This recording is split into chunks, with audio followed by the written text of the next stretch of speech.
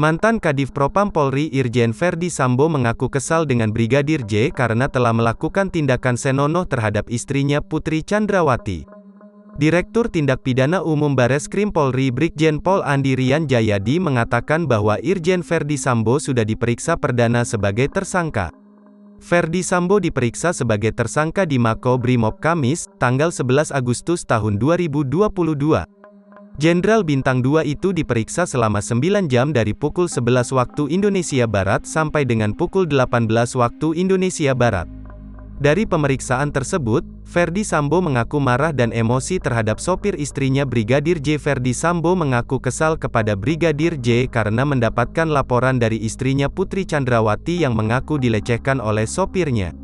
Keterangan Verdi Sambo, Putri Chandrawati mengaku mendapatkan pelecehan di Magelang dalam acara ulang tahun pernikahan.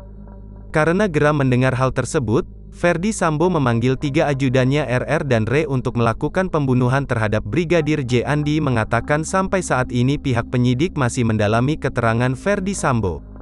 Sehingga, pihaknya belum bisa memastikan apakah motif tersebut menjadi motif yang sebenarnya dari kasus pembunuhan. Jangan lupa subscribe, share, komen, dan like ya.